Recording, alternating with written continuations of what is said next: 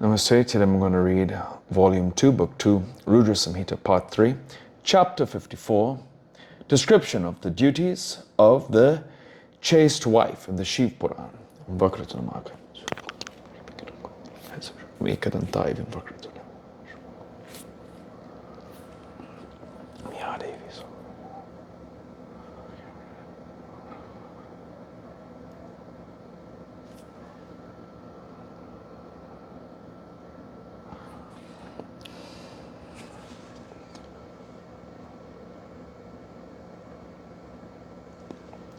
Hari Om Tat Sat.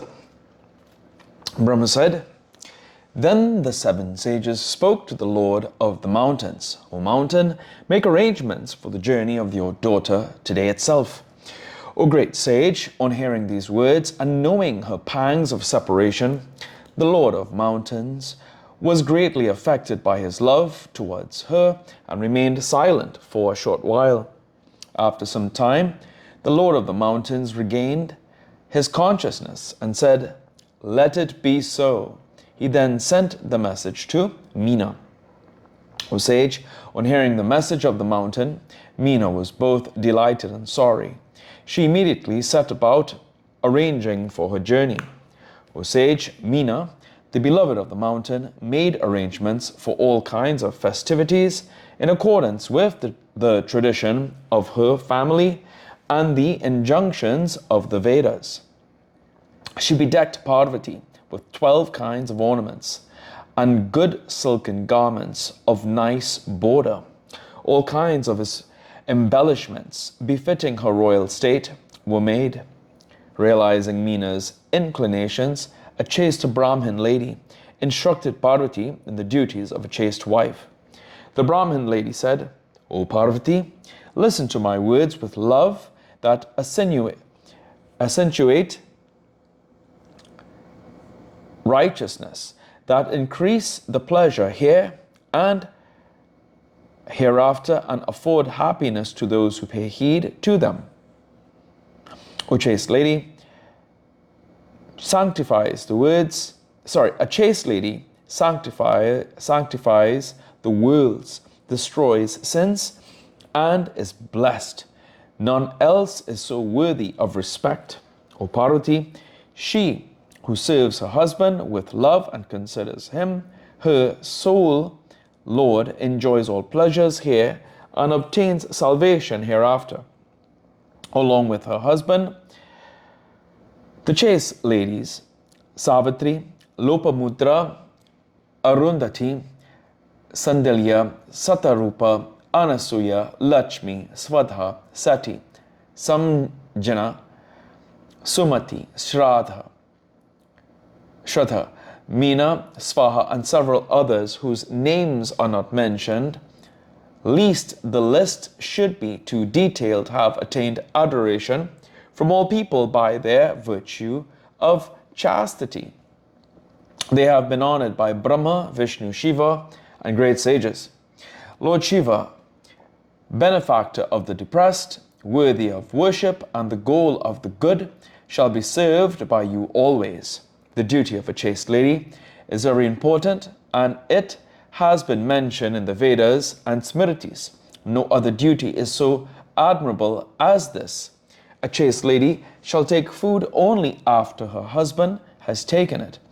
O Shiva, if he stands, the woman too shall remain standing. When he sleeps, she can also sleep, but she must intelligently wake up before him. She shall do what is beneficial to him.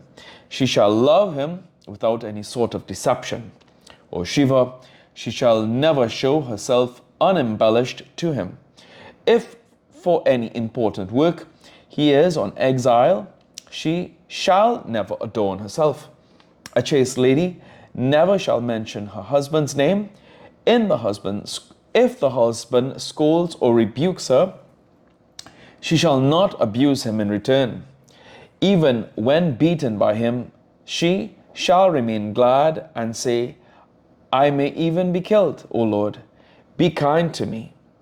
When called by him, she shall leave the work she is engaged in and approach him immediately.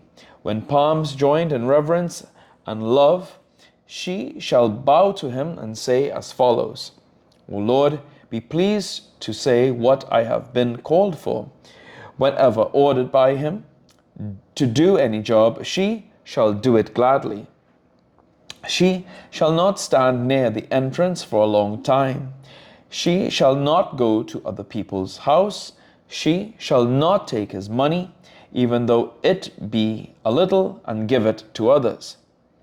Without being told, she shall arrange the necessary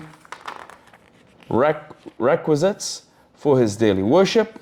She shall wait for the opportunity to do him a timely service. Without the permission of her husband, she shall not go even on pilgrimage.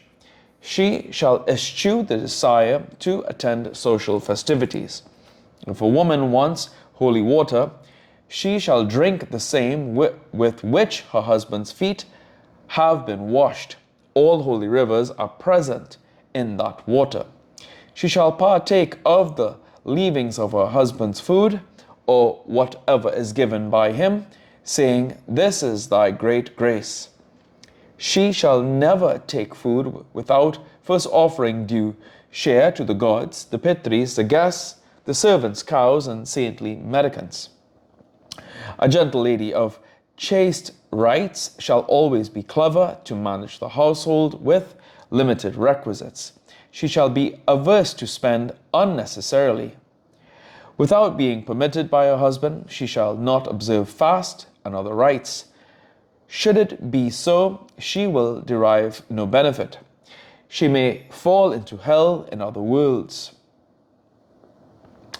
While the husband is sportively engaged or seated comfortably, she shall not worry him to get up under the pretext of attending to some household work, whether he is impotent, distressed, sick, or senile, happy or unhappy. The husband shall never be transgressed. During the 3 days of her monthly course, she shall neither show her face nor speak to him.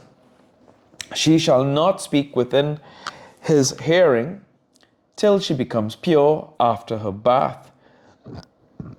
After her bath, she shall see her husband's face, and not that of anyone else. Or, after thinking on her husband, she shall then gaze at the sun. If a chaste lady wishes for the longevity of her husband, she shall not forsake turmeric, vermilion, saffron, coryllium, a blouse, the betel, the necklace, ornaments, brushing and plaiting the hair, bangles, and earrings. A chaste woman shall never associate intimately with a washerwoman, a harlot, a female ascetic, or a fallen woman. She shall not take to any woman who disparages or hates her husband. She shall not stand alone anywhere, nor shall she take bath in the nude. A chaste lady shall never sleep on a mortar, threshing rod, a broom, a grinding stone, a machine, or on the threshold. Except at the time of sexual intercourse, she shall never show her maturity and initiative. She shall like whatever her husband is interested in. A chaste lady shall be delighted when her husband is delighted, and dejected when he is dejected. She shall always wish for his benefit. She shall be virtuous and equanimous,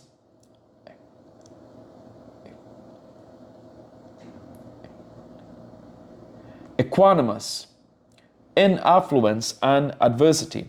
She shall have fortitude and shall never go astray.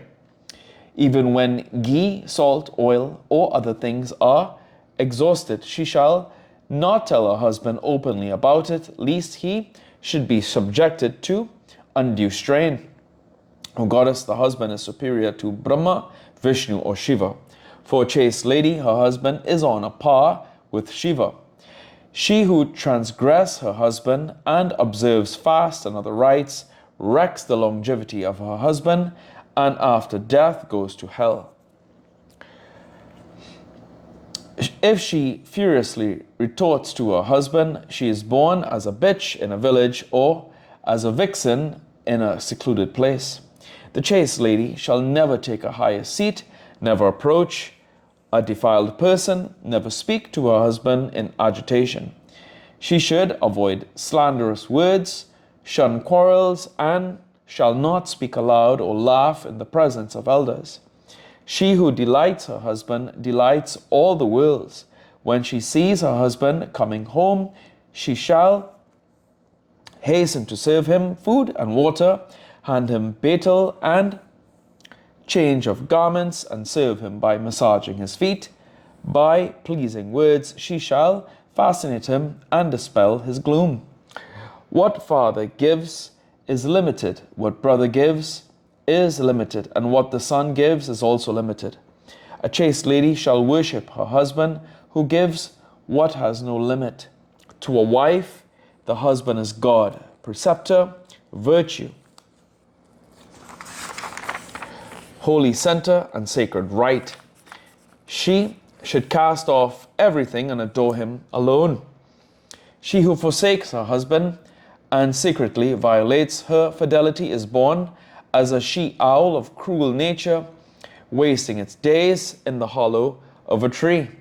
If she desires to beat her husband in retaliation, she becomes a tiger or wild cat. She who ogles at another man becomes squint-eyed. She who partakes of sweet dish, denying the same to her husband, becomes a pig in the village or a wild goat eating its own dung. She who addresses her husband in singular becomes dumb. She who is jealous of a co-wife becomes ill-fated in matrimony again and again. She who casts glance on another person, hiding it from her husband, becomes one-eyed, twisted-faced, or ugly. Just as a body bereft of the soul becomes unclean in a moment, similarly, a woman without a husband is always unclean, even though she may take a neat bath.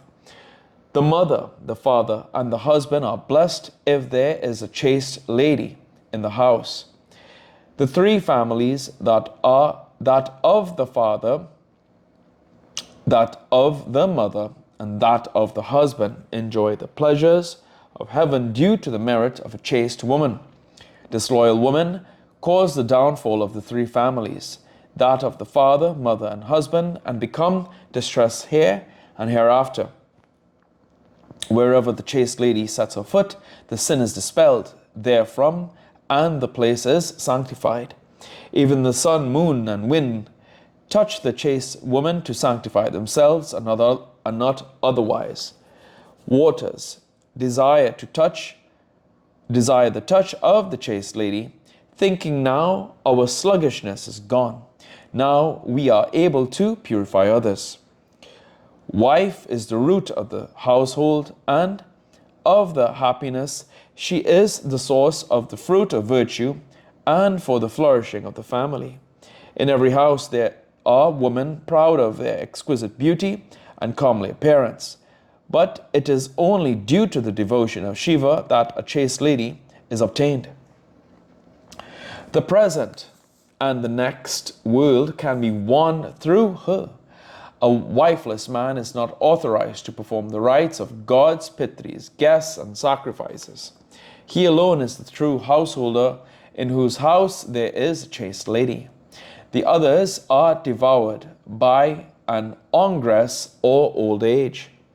Just as the body is purified by a plunge in the Ganga, so everything is sanctified on seeing a chaste woman. A chaste lady is not different from Ganga. She and her husband are like Parvati and Shiva. Hence a sensible man shall worship them. The husband is the high tone and the wife is the quarter tone. The husband is austerity and the woman is forbearance. The husband is the fruit and the wife is a sacred right. O Parvati, such a pair is blessed. O daughter of the Lord of Mountains, thus the duty of a chaste wife is described to you. Now listen to their classifications with attention and love. O gentle lady, the chaste ladies can be divided into four classes. Even when they are remembered, they dispel sins.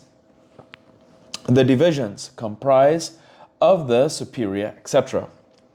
They are superior, middling, inferior, and very inferior. I shall explain their characteristics. Listen with attention. O gentle lady, she whose mind is not aware of anyone else and who is conscious of her husband, even in her dreams, is the noblest of all. O daughter of the mountain, she who sees another man as her father, brother, or son, with a clean conscience, is the middling among chaste ladies. O Parvati, she who ponders over her duty mentally and desists from going astray, is inferior among the chaste. Of course, she is pure in conduct. She who remains chaste for fear of her husband or the family is very inferior among the chaste ladies, so say the ancient poets. O Parvati, these four types of chaste ladies dispel sins. They sanctify all the worlds. They are delighted here and hereafter. A Brahmin who died due to the curse of Varaha was at the request of the three deities resuscitated by Atri's wife Anasuya, thanks to the power of chastity. O Shiva, O daughter of the mountain, knowing this well, you shall render service to your husband every day with pleasure, as it bestows all desires. You are the goddess and the mother of the universe. Shiva himself is your husband. By remembering, you women become chaste. O Parvati, O gentle lady, what avails mentioning all this to you? Still I mention this just to follow the worldly convention. Brahma said, saying this, the Brahmin lady stopped and bowed to her. Parvati, the beloved of Shiva, derived great pleasure. Footnotes.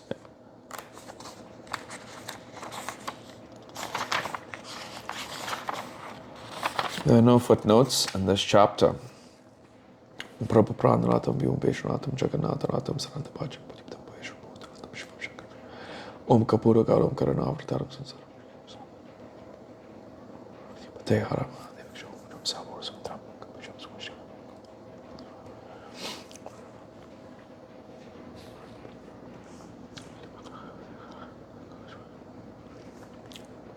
Om Tyo Mata Chapitatum Hari Om Tat Sat.